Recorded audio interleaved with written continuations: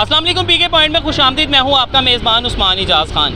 नाज़रीन, सियासी जमात हो वो कोई नून लीग हो या कोई भी जमात हो, उसमें इस्लामी टच जो है वो लाजमी दिया जाता है। हम अपनी हर बात में इस्लामी टच को लेके आते हैं।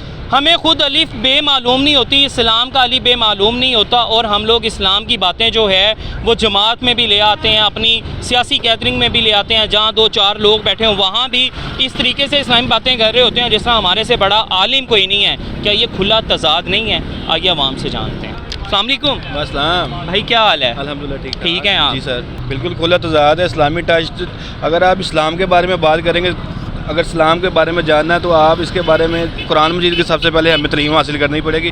पाकिस्तान की मुल्की हालात को अगर कुरान मजीद के मुताबिक चलाना है ना, तो फिर आप TLP को सपोर्ट करें। अच्छा, आपको लगता है कि तहरीक लब्बैक जो है, लब्बैक या रसूलल्लाह, ये भी एक इस्लामी टच ही दिया जा रहा है? ये भी इस्लामी टच है। ये दीन के नाम से आगे आ रहे हैं और इस्लाम का नाम इस्तेमाल करके जो से आपको पता ही है कितना इन्होंने मुल्क में तसादम किया, कितने हंगामे किए। अगर सियासत करनी है तो आप किसी सियासी जमात को सामने लेके आएँ, इस्लाम को जो है वो ढाल मत बनाएं। बिल्कुल। आप इस चीज़ से एग्री हैं? मैं फुल टाइम एग्री हूँ इस चीज़ के लिए, फुल टाइम एग्री हूँ। तो अभी जो हमारे देखने वाले हैं, तो आप उनको क्या पैगाम देंगे? मैं इनको यही पैगाम दूंगा कि फॉलो भी करें, हर चीज़ को फॉलो करें, कुरान को फॉलो करें, हदीसों को फॉलो करें। ठीक है। जब आपका नज़रिया ही करप्ट है, माफिया है, लूट मार के बस वापस चले जाना, तो फिर आप कुरान हदीस को बीच में ना ले गए। ये 75 सालों में यही जुल्म हो रहा है पाकिस्तान के। इस्लाम के नाम पे आते हैं, लूटते हैं, माल खाते हैं और चले जाते हैं। आप मौलाना फजल रहमान साहब को देख लें, क्या किया इन्होंने आज तक, मुझे बताएं। कश्मीर के नाम पे चंदे खाता रहा, इस फ़लस्तीन के नाम पे चंदे खाता रहा। कभी भी इसका बयान आया कि फ़लस्तीन के नाम पर कभी इतने मुसलमान शहीद हो रहे हैं हमारे वहाँ? कोई बोला, कोई इदारा बोला, कोई मुल्क बोला, कोई भी नहीं बोल रहा। ये सिर्फ हम लोग एक ज़िंदा लाशें हैं, तमाशा देख रही हैं। तमाशा देखना, हम जिंदा कौम नहीं है, हम मुर्दा कौम है। मुर्दा कौम में हमारा शुमार होता है। मैं डायरेक्ट कहता हूँ, हम मुर्दा कौम है। फ़लस्तीन में इतना जुल्म हो रहा है, इतने बच्चे शहीद हो रहे हैं, इतना जुल्म आपके सामने पूरी दुनिया में क्यों नहीं आवाज़ उठा रहे हैं? डर है किसी का? कंपनी को किसी का डर है? अब बोलते कि नहीं, हमने एटम बम कहाँ लेके जाने हैं? मुझे भी बताएं ना, शबरात में चलाने हैं हमने एटम बम, किधर चलाने हैं? बात तो ये, आप हमारे मुल्क में कोई निज़ाम ही नहीं है, कोई चीज़ नहीं है। बस आप तमाशा देखो, चुप करके देखो क्या आ रहा। आएँ, हमें ठगाई करें, हमें लूटें, खाएं और चले जाएं वापस। हम सारी ज़िंदगी यही देखते रहेंगे, इसके अलावा कुछ भी नहीं हो सकता पाकिस्तान में। आपको मुल्की हालात आगे कैसे नज़र आ रहे हैं? आपको लग रहा है कोई बेहतरी आएगी? मियाँ साहब भी चूँकि पाकिस्तान आ चुके हैं। मियाँ साहब ने अपनी अम्मी पैक करके भेज दी, अपनी बीवी पैक करके भेज दी, अब पाकिस्तान में आ गए, अब आवाम को पैक करने के लिए आ गए हैं। मियाँ साहब ने क्या करना है? कुछ भी नहीं करना। करना है तो किसी और ने है, नाम नहीं मैं लेना चाहता, सबको पता करने वाले और हैं। ये तो बस कठपुतलियाँ आगे आएंगी, ज़रा तमाशा करेंगे, वापस चले जाएंगी। बस यही है नज़रिया। माश पाकिस्तानी अवाम अब किसी के लिए, जो सा एक वज़ीर आज़म आया था, जो मुल्क के लिए सोच रहा था, जो मुल्क के लिए आवाज़ उठा रहा था, जो पाकिस्तान की रिस्पेक्ट बन रही दुनिया के अंदर, उसको आपने उठा के साइड पे कर दिया। उसको साइड पे कर दिया, उसको एकदम अंदर कर दिया। उसको फ्रेंड, उसका नाम लेना भी, मैं नाम नहीं लूँगा, कैदी नंबर 804 कहूँगा, उसका नाम लेना नहीं है, क्योंकि मैं ठाया जाऊँगा, मुझे डर है। अगर मैं ठायागा तो मेरे बीवी बच्चे कहाँ से खाएँगे?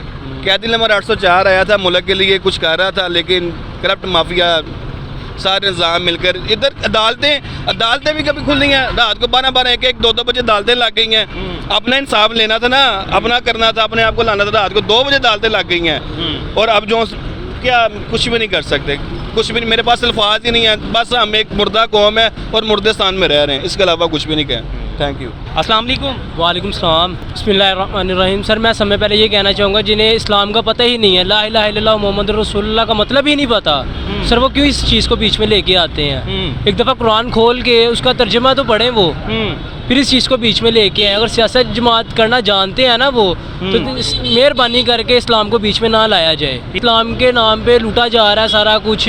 आटा कहाँ चला गया है, हर चीज़ कहाँ चली गई हुई है। बिल के मामले में बात करूँगा आपसे कि इस चीज़ का इतना को उन्होंने कर दिया है, टैक्स लगा दिए हुए हैं हर चीज़ पे, जिसका कोई पूछने वाला नहीं है हमें। इस्लाम अलहदा चीज़ है, सियासत अलहदा चीज़। मुल्की हालात तो बहुत ख़राब जा रहे हैं। मियाँ साहब तो आ गए ना, पाकिस्तान अभी भी ख़राब है?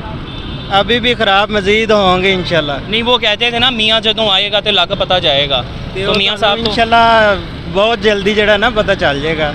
अच्छा, कि हालात किस तरफ मोड़ देने। इनकी हुकूमत है, इतनी देर से आ रही है, पहले उन्होंने कुछ नहीं किया, तो अब क्या करना है इन्होंने? पहले भी मुल्क को लूटा है, अब भी लूटेंगे।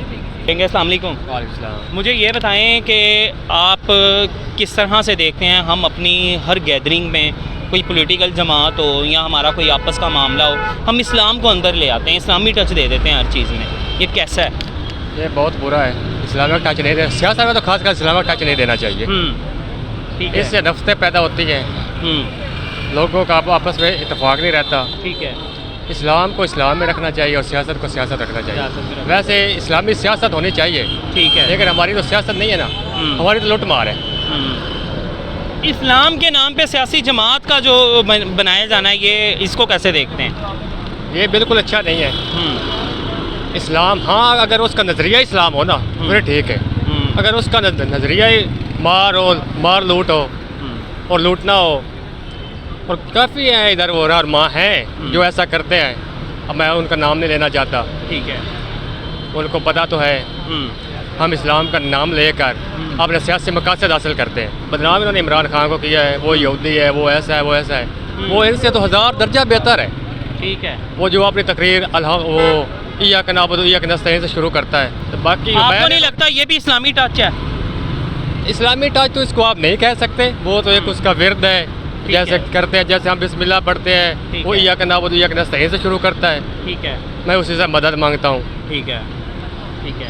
وہ تو اسلامی ٹچ نہیں ہے نا. تو آپ ملکی حالات کو کیسے دیکھتے ہیں؟ ہمارے آنے والے حالات کی بہتری دیکھتے ہیں یا کیا دیکھتے ہیں آپ؟ چونکہ وہ آپ نے سنا ہوگا ایک نعرہ بڑا گونج رہا تھا کہ میاں جدو آئے گا تو لا کا پتہ جائے گا. تو میاں صاحب جو ہیں وہ پاکستان آ چکے ہیں, تو کیسے دیکھتے ہیں آپ؟ جی وہ تو بالکل پتہ لگ گیا, میاں آ گیا, ہر چیز مہنگی ہو گئی ہے. اچھا. وہ تو ہم تو میاں کو پہلے ووٹ دیتے تھے, تو اب تو بالکل بھی نہیں دیں گے. شیر کا تو ہم نے نشان ہی بلا دیا ہے, کیونکہ وہ جو شعور عمران خان نے دیا ہے نا, وہ یہ نہیں دے سکتے. میرا چھوٹا سا بچہ ہے 5 سال کا, وہ بھی عمران خان کا ہی نام لیتا ہے. کیا بات. ہم اس کو سپورٹ کرتے ہیں. جو یہ اقوام متحدہ میں جو ہماری آواز بنے وہ لیڈر ہے. ایک بھٹو تھا, ایک عمران خان ہے. ٹھیک ہے.